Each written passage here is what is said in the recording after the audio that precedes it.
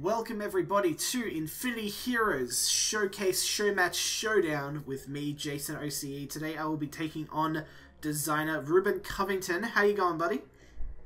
I'm doing really good. Looking forward to having a great game. And this is actually going to be the first time that we've published a full gameplay video of Infinity Heroes out to the world, which is kind of exciting. So let's go ahead first and select our heroes.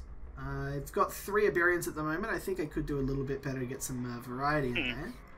We'll add Lucca and Yuanshi to my lineup. Who do you think you'll be playing today? I'm going to be playing three different heroes, which is going to be Candit Head Researcher, Patient Zero, and Agent Coyle, the Divine Demonic. Sounds like a fair bit of power, actually. So let's jump into competitive and go for a game.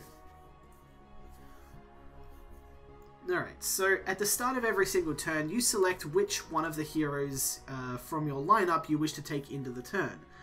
The hero you choose will define what deck you draw cards from, as well as which deck's ultimate unit, ultimate spell, and hero power you will have access to. The first early turns, it doesn't matter a whole lot, but I will be choosing specifically for a card draw that I was hoping for. And I ended up getting as well. Yep, so Aberion comes out of the gate very early with the 2-1 charge on Aspirant. This card can really put the pressure on really early because a lot of decks don't have a way of dealing with it in the first turn. Okay. I am playing a Endless Horde, which is a 1/2 Ferocious, which Ferocious means it cannot block. Cannot enter the defense zone. If it does enter the defense zone, it cannot block. So this is obviously problematic because I'm not able to defend myself. Yep, instead I have to try to put on counter pressure. Okay, so use Lucca using her hero power here to permanently buff the aspirant by +1/+1. Continue to put on the pressure while I've played a Angelic Swarmer, which will buff units that are in the same zone as it. By +1/+1, which goes well with the swarm strategy I am attempting to do. Okay. Candit came out of the selection, so odds are he could have...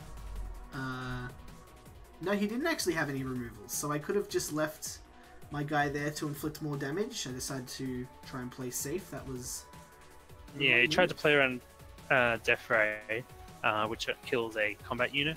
However, I instead played a card I drew the previous turn, which is a 4-1 charge. So that's I've swung the race back in my favor.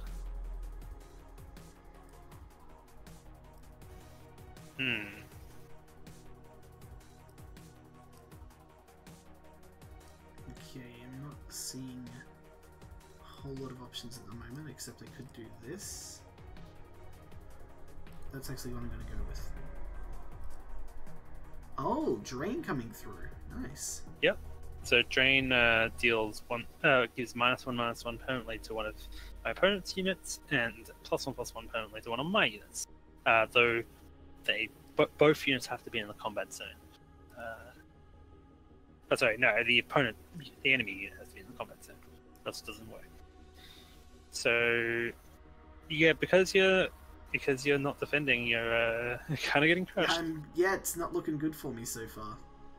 So your Disciple of Mian Monastery gets +1/+1 every time it's in the support zone, and so just being a 4/4 as its baseline is like pretty decently statted. So you can like absorb some of the hits if you start moving things in the defense zone.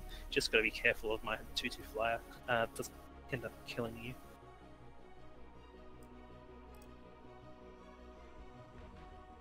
The other option would be if you do have more ways to put on pressure that you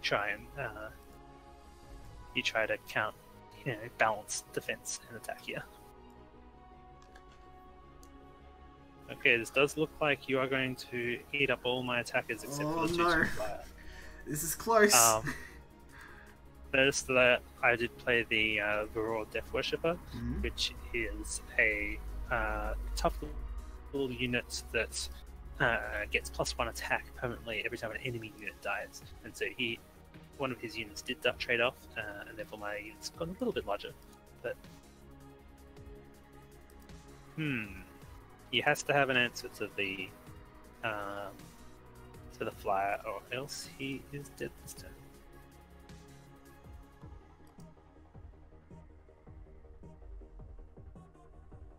I picked Aberion's deck because he does actually have a few flying units. Ended up grabbing a little bit of a bonus there. Here we go. We used our first ultimate unit coming out for the match.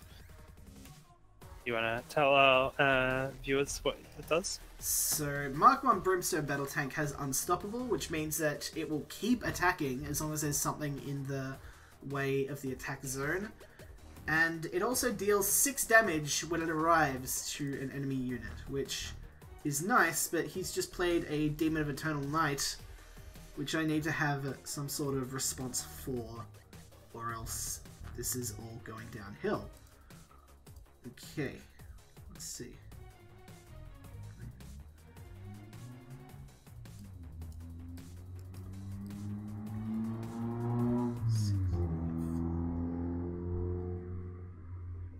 Yeah, so Unstoppable is really great on larger units because it allows them to push through multiple small defenders.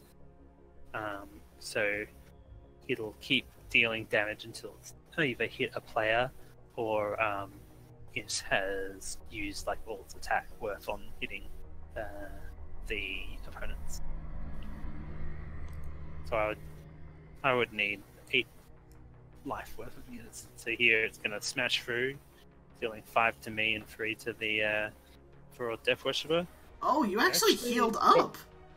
Wow! Yes, nice. I healed up 1 life using Candit's special ability, which allowed me to survive for exactly 1 health. Dang it, I was going for the tie! Oh! Once I didn't have an answer for the flying dude, I was like, alright, best I could do is tie here, but no, you managed to clinch it out with the clutch heal! Nicely played. Did the math. Did the math. Yep. No, it was very close, because you could have had, like, any number of, like, small buffs there to just push through for that tiny little bit of extra damage. I will say, yeah. I did play Pacifying Winds, but it's a channel, which means that it didn't trigger until the next turn. Yes, so yes, I potentially should have focused on buffing my units and trying to get a little bit more damage out rather than getting the Pacifying Winds out. That was my misplay, unfortunately, that led to my demise. So yeah, well, no, your plan would have worked great if I had not used my Candid's hero power. Or if I was on 10 health. Okay. Thank you everybody for watching. If you haven't checked out Infinity Heroes on Kickstarter yet, please do that. I, of course, have been Jason OCE joining me. I am Reuben Covington, designer and developer. And we will see you guys in the next developer video.